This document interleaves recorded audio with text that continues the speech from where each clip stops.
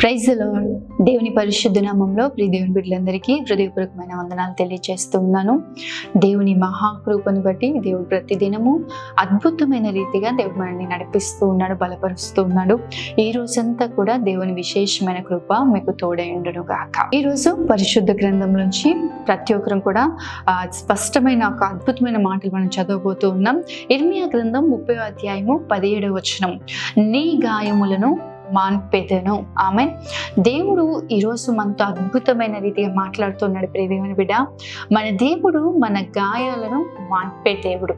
గాయము అనగానే చాలా మంది శారీరక గాయాలు అన్నట్లుగా ఉండొచ్చు, కానీ శారీరక గాయాలని ఎవరైనా బాగు చేయగలుగుతారు, అది డాక్టర్స్ వల్ల కూడా సాధ్యపరచబడుతుంది. కానీ మన హృదయానికి ఉన్న గాయము, మన మనస్సుకు చేయబడిన గాయము, అది కట్టడం, అది బాగు చేయడము ఎవరికి కూడా సాధ్యము కాదు. ప్రియ దేవుని బిడ్డ, అయితే దేవుడు ఈరోజు ఒక అద్భుతమైన ఈ అంశం గురించి మాట్లాడాలన్నప్పుడు ప్రభు సన్నిధిలో నేను ప్రార్థిస్తా ఉన్నప్పుడు దేవుడు మాట్లాడుతున్న మాట చూడండి. నిశ్చయంగా ఈరోజు నీ హృదయం గాయపరచబడి ఉందేమో, కానీ ప్రియ దేవుని బిడ్డ, దేవుడు నీ గాయాలను మాన్పబోతున్నాడు. ఎప్పుడు హృదయం గాయపరచబడుతుంది అంటే, మనం నమ్మిన వ్యక్తి, మనం ప్రేమించిన వ్యక్తి మనల్ని మోసం చేసినప్పుడు, ఎవరైతే మన పక్షాన నిలబడతారు, ఎవరైతే మన తోడు ఉంటారు అనుకున్నామో ఆ వ్యక్తి మనతో లేనప్పుడు, ఆ వ్యక్తి మన పక్షాన నిలబడినప్పుడు మన హృదయం గాయపరచబడుతుంది కదా. ఈరోజు నీ హృదయం గాయపరచబడి ఉందేమో, ఏదో ఒక ఓటమిని నువ్వు చూస్తూ ఉన్నావేమో, లేదంటే నీ జీవితంలో నువ్వు అనుకోని పరిస్థితులు సంభవించి భయంకరమైన నష్టాన్ని చూసి నీ హృదయం అంతా గాయపరచబడి ఉందేమో, నువ్వు నమ్మిన వారే నిన్ను ఇబ్బంది పరిచి నిన్ను సమస్యల్లోకి నెట్టివేశారేమో, ఎవరైతే నాతో జీవిత కాలం అంతా నాకు మేలుకరంగా నిలబడతారో అనుకున్నారో ఆ వ్యక్తులే నీ జీవితాల్లో కీడు చేసి ఉన్నారేమో. నిశ్చయంగా ప్రియ దేవుని బిడ్డ, ఈరోజు ప్రభు నీతో మాట్లాడుతూ ఉన్నాడు. నీ గాయాన్ని నేను మాన్పుతాను. నిజమే, మనుష్యులు గాయాన్ని చేసేవారు, మనుష్యులు మన గాయాలను రేపేవారు, మన బాధను పెంచేవారు, మన సమస్యల్ని పెంచేవారు, అంతే కదా. యోబు తన కుటుంబంలో తనకున్న సమస్తాన్ని కోల్పోయాడు, తన బిడ్డల్ని కోల్పోయాడు, తన సమస్తాన్ని కోల్పోయినప్పుడు భార్య వచ్చి అంటా ఉంటుంది, ఇంకా ఎందుకు బ్రతుకుతున్నావు, దేవుణ్ణి దూషించి చచ్చిపో అని చెప్తుంది. కానీ వచ్చి ఓదార్చి ధైర్యపరచట్లేదు. యోబు స్నేహితులు వచ్చారు, యోబు స్నేహితులు కూడా యోబును తన మాటల ద్వారా బాధపరుస్తూనే ఉన్నారు, తన మాటల ద్వారా ఇబ్బంది పరుస్తూనే ఉన్నారు. వారి ద్వారా కూడా యోబు బలపరచబడలేదు. వారి ఇంకా యోబు యొక్క మనోవేదన, యోబు యొక్క గాయం పెరిగిందనే చెప్పాలి. యోబుకున్న దుఃఖము ఇంకా పెంచుతున్నారు తప్ప యోబుకున్న దుఃఖాన్ని వారు తగ్గించలేకపోతున్నారు. ఈరోజు నీ గాయం మాన్పబడము ఎవరి వల్ల సాధ్యం అంటే దేవుని వల్ల మాత్రమే సాధ్యం. ప్రియ దేవుని బిడ్డ, ఆయన మాత్రమే నీ మనస్సుకున్న గాయాన్ని, నీ హృదయంలో ఉన్న గాయాన్ని ప్రభు మాన్పే దేవుడు. అందుకే కీర్తనకారుడు చక్కటి మాటలు రాస్తూ ఉంటాడు. 147వ కీర్తన 3వ వచనం మనం చూసినట్లయితే, గుండె చెదిరిన వారిని ఆయన బాగు చేయువాడు, వారి గాయములను కట్టువాడు. నిజమే, మన దేవుడు ఎటువంటి దేవుడు అంటే గుండె చెదిరిన వారిని బాగు చేసే దేవుడు. ఈరోజు ఎలా ఉన్నావు? గుండె చెదిరిపోయిందేమో, కృంగిపోయి ఈ జీవితం ఇంకా వ్యర్థము, నేను బ్రతకడం ఇంకా వ్యర్థము, ఇంకా నా జీవితం ఇంకా కొనసాగింపబడడం ఇంకా వ్యర్థము అన్నట్లుగా ఉంటున్నావేమో.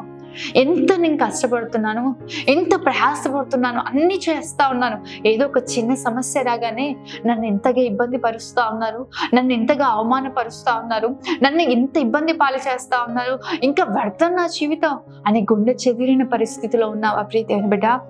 ఒంటరి చేసేసారేమో మనుషులందరూ వారంతా ఒక వైపు వెళ్ళి నిన్ను ఒక్కడిగా చేసి నిన్ను నిలబెట్టి నిన్ను నిందిస్తున్నారేమో, అవమానపరుస్తున్నారేమో. ప్రభు ఈరోజు నీతో మాట్లాడుతున్నాడు, నీ గాయాలను నేను కడతాను. యోసేపు జీవితంలో మనం ఈ పరిస్థితులు చూస్తాం.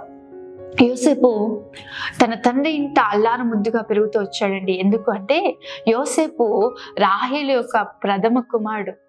యాకోబు ప్రేమించిన రాహేలు యొక్క ప్రథమ కుమారుడు. యోసేపు తండ్రి ఇంట ఉంటూ దేవునికి, తండ్రికి నమ్మకమైన వ్యక్తిగా ఉంటూ తండ్రి చిత్తానుసారంగా నడిపింపబడుతూ తండ్రికి ఇష్టమైన పనులు చేస్తా ఉన్నాడు. మిగతా వారు 10 మంది కూడా వారి ఇష్టానుసారంగా జీవిస్తా ఉన్నారు, వారి ఇష్టానుసారంగా చేస్తా ఉన్నారు.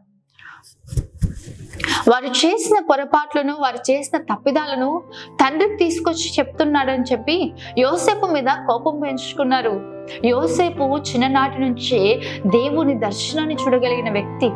అటువంటి వ్యక్తిని యోసేపు అన్నలు అన్యాయంగా, యోసేపు వాళ్ళ అన్నల క్షేమ సమాచారం తెలుసుకుందాము, వాళ్ళ అన్నలు ఎక్కడున్నారో ఎలా ఉన్నారో తెలుసుకుందాము అని చెప్పి యోసేపు వాళ్ళ అన్నల క్షేమాన్ని విచారిస్తూ వారి కొరకు వెతుక్కుంటూ ఒక స్థలంలో ఉన్నారని అక్కడికి వెళ్తే అక్కడ వారు లేరు. అక్కడ ఉన్న వారిని అడిగితే మా సహోదరులు చూసారా ఎక్కడైనా అంటే వారు ఎక్కడికి వెళ్ళారు, షెకెముకు వెళ్ళారు అని చెప్పి అక్కడికి పంపిస్తా అక్కడికి వెళ్ళారు అని చెప్పినప్పుడు యోసేపు నాకెందుకులే అనుకోలే, మా అన్నలు ఎలా ఉన్నారు ఆ ప్రాంతంలో అని చెప్పి అన్నల్ని వెతుక్కుంటూ వెళ్ళాడంటే యోసేపు.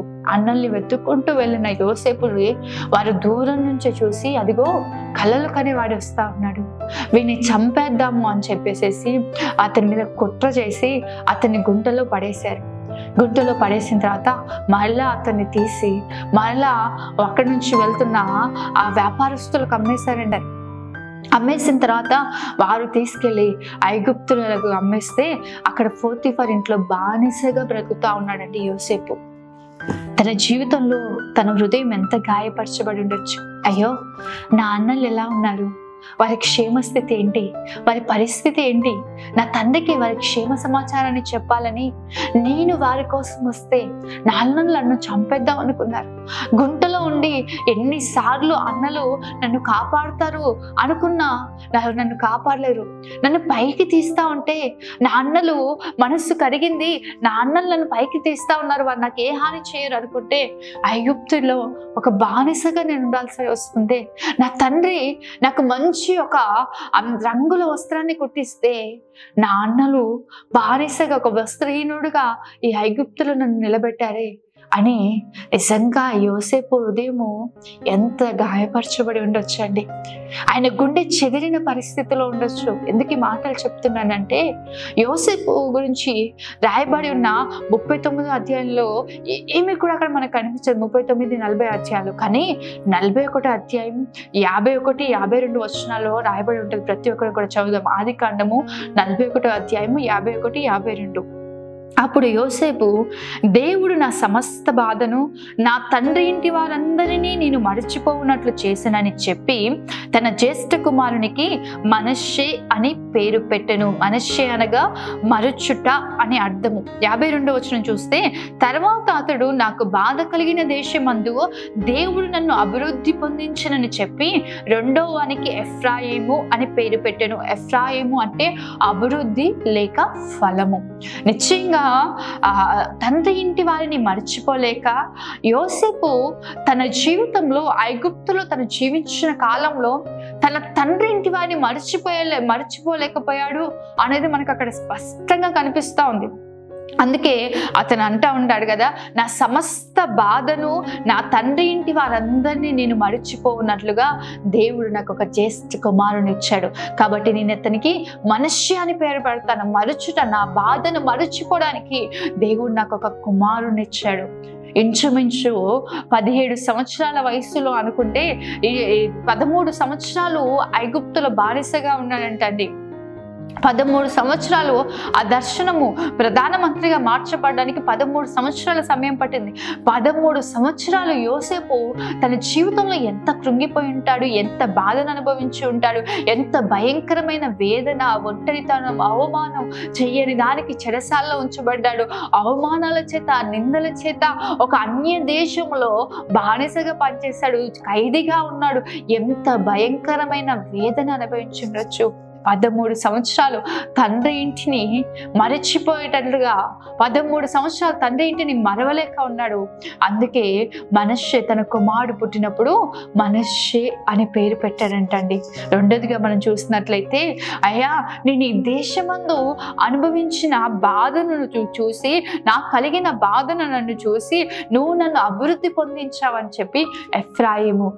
అటు సొంత వారు ఎవరూ లేరు, తండ్రి ప్రేమించే తండ్రి లేరు, అన్నలు లేరు, ఎవరూ లేరు, ఒంటరినైపోయాననే బాధ, బానిసగా ఖైదీగా ఆ దేశంలో యోసేపు పడ్డ వేదన ఆయనకు రెండు కూడా కనిపిస్తా ఉన్నాయి. ఈరోజు నిశ్చయంగా ప్రియ దేవుని బిడ్డ, నీ జీవితంలో నువ్వు ఏ సమస్యతో ఉన్నావో, ఏ బాధతో ఉన్నావో, ఏ వేదనతో ఉన్నావో దేవుడు నిన్ను చూసే దేవుడు. దేవుడు తన కనుదృష్టిని నీ పైన నిలిపే దేవుడు. యథార్థంగా జీవించు. ఎక్కడున్నా నిజమే, ఈరోజు బానిసగా ఉన్నావు, బంధకాల్లో ఉన్నావు, సమస్యల్లో ఉన్నావు, చిక్కబడి ఉన్నావు, అందరూ నిన్ను ఒంటరి చేశారు, అయినా యథార్థంగా జీవించు. యోసేపు ఎక్కడ ఉన్నా యథార్థంగా ఉన్నాడు కాబట్టి దేవుడు తన బాధను మరచిపోనట్లుగా చేశాడు. దేవుడు ఆ దేశంలో తనకు కలిగిన బాధను చూసి తను అభివృద్ధి పరిచాడు. ఈరోజు ప్రభువు నీతో మాట్లాడుతున్నాడు. నీ గాయాలను దేవుడు మాన్పాలి, నీ హృదయంలో నీ గుండె చెదిరిన స్థితిని దేవుడు బాగు చేయాలి అంటే నువ్వు దేవుని దృష్టికి యథార్థంగా జీవించు. ప్రియ దేవుని బిడ్డ, 2వ దినవృత్తాంతాల గ్రంథం 16వ అధ్యాయం 9వ వచనం చూసినట్లయితే, తన యందు యథార్థ హృదయము గలవారిని బలపరచుటకై యెహోవా కనుదృష్టి లోకమంతటా సంచారము చేయుచున్నది.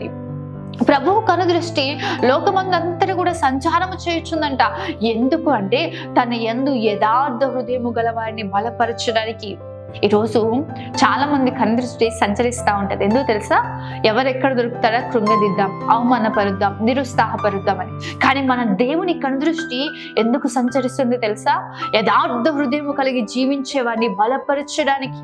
ఈరోజు ప్రియ దేవుని బిడ్డ, నువ్వు ఏ గాయముతో ఉన్నా, ఏ హృదయ వేదంతో ఉన్నా, ఏ దుఃఖముతో ఉన్నా పరిశుద్ధాత్మ దేవుడు నీతోనే మాట్లాడుతున్నాడు. యథార్థంగా జీవించు, యథార్థమైన హృదయము కలిగి ఉండి. ఏ పరిస్థితిలో ఉన్నా, మనుషులందరూ నేను ఒంటరి చేసి ఉండొచ్చు, మనుషులు నీ దగ్గర నుంచి మేలు పొందుకొని నీకే కీడు చేసి ఉండొచ్చు, నీ ద్వారా ప్రయోజనం పొందుకొని నీకు నష్టాన్ని కలిగి ఉండొచ్చు, నీ ద్వారా పేరు ప్రఖ్యాతులు పొందుకొని ఈరోజు నిన్ను అవమానపరిచి ఈయన స్థితికి నెట్టివేసి ఉండొచ్చు. అయినా కూడా నువ్వు యథార్థమైన హృదయాన్ని కలిగి జీవించు. ఎందుకంటే మనుష్యుడు ఏమి విత్తునో అదే పంటను కోస్తారని ప్రభు వాగ్దానం చేశాడు. ఈరోజు ప్రభు నీతోనే మాట్లాడుతున్నాడు. ప్రియ దేవుని బిడ్డ, మనుషులు ఎవరో నిన్ను ఇబ్బంది పరిచారని వాళ్ళకు నువ్వు ఇబ్బంది చేయాల్సిన అవసరం లేదు, వాళ్ళు నశించుకోవాలని కోరుకోవాల్సిన అవసరం లేదు. నీ మట్టుకు నువ్వు ఏ స్థితిలో ఉన్నా ఆ స్థితిలో యథార్థమైన జీవితం కలిగి ఉండు, యథార్థమైన హృదయం కలిగి ఉండు. తద్వారా ప్రభువు నీకు బలాన్ని కలగచేస్తాడు. యోసేపుని హెచ్చించిన రీతిగా ప్రభువు నిన్ను హెచ్చిస్తాడు, నీ గాయాలను మాన్పివేస్తాడు. ప్రియ దేవుని బిడ్డ, 68వ కీర్తన 28వ వచనం చూసినట్లయితే, నీ దేవుడు నీకు బలము కలుగ నియమించి ఉన్నాడు. ఆమె దేవుడు నీకు బలము కలుగ నియమించున్నాడు. ధైర్యం తెచ్చుకో. కృంగిన స్థితిలో నువ్వు ఉన్నావు, ధైర్యం తెచ్చుకో. యథార్థంగా జీవించు. యెహోవా తన ప్రజలకు బలమును అనుగ్రహించే దేవుడు, పేరు ప్రఖ్యాతులను దయచేసే దేవుడు, కీర్తిని కలగ చేసే దేవుడు. నిశ్చయముగా నీ జీవితంలో మంచి పేరు, కీర్తిని ప్రభు నీకు అనుగ్రహించే దేవుడు ఆయన. ఈరోజు ఏ స్థితిలో ఉన్నా, నీ హృదయం అంతా గాయపరచబడిన స్థితిలో ఉన్నా, నువ్వు మోసపోయిన స్థితిలో ఉన్నా, నిశ్చయంగా ప్రభు సన్నిధిలో నువ్వు నిలబడు. దేవుడు నిన్ను హెచ్చించి బలపరచును గాక. ఆమె ప్రార్థన చేసుకుందాం. మహోన్నతుడైన తండ్రి, సర్వశక్తిమంతుడైన దేవా, సర్వాధికారి, నీకే వందనాలు, స్తోత్రాలు ప్రభువా. ఈ ఉదయం మీరు మాతో మాట్లాడిన ప్రతి మాటను బట్టి వందనాలు. ఎంతమంది బిడ్డలైతే ఈ మాటలు విన్నారో వారందరి జీవితాల్లో ఈ మాటలు ఫలభరితంగా మార్చమని ప్రార్థిస్తున్నాం తండ్రి. వారి హృదయము గాయపరచబడిన స్థితిలో ఉందేమో, కానీ నీ గాయములను మాన్పెదను అన్నావు ప్రభువా.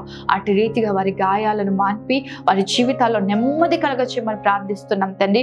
బిడ్డలను దీవించండి, కుటుంబాన్ని ఆశీర్వదించండి. అత్యధికమైన దీవెన, ఆశీర్వాదము, కృప వెంబడి కృపను ప్రతి ఒక్కరికి అనుగ్రహించమని ప్రార్థిస్తున్నాం. మేలు చేత వారిని తృప్తిపరచమని ప్రార్థిస్తున్నాం. సహాయము కలగ చేయమని ప్రార్థిస్తున్నాం. మేలుకరమైన గొప్ప కార్యాలు బిడ్డల జీవితాల్లో చేయమని ప్రార్థిస్తున్నాం తండ్రి. నిశ్చయంగా కృప చూపించండి ప్రభా, ఆశీర్వాదాన్ని కలగ చేయండి ప్రభా. యథార్థమైన హృదయం కలిగి జీవించగలిగిన కృప బిడ్డలకు దయచేయండి ప్రభా. ఈ రోజు అంతను తండ్రి బిడ్డలకు తోడుగా ఉండండి. నీ సన్నిధిని తోడుగా నుండి చేయండి. వారు చేస్తున్న ప్రతి పనిలో దీవెని కలగచేయండి, క్షేమాన్ని కలగచేయండి, ఆశీర్వాదాన్ని కలగచేయండి. కృప వెంబడి కృపనివ్వమని యేసు నామములో అడుగుతున్నాను తండ్రి. ఆమేన్. దేవుడు నిశ్చయంగా మిమ్మల్ని, మీ కుటుంబాన్ని దీవించి బలపరిచి ఆశీర్వదించును గాక. ఈ రోజంతా ప్రభు సన్నిధి మీకు తోడుగా ఉండును గాక. ఆమేన్. God bless you.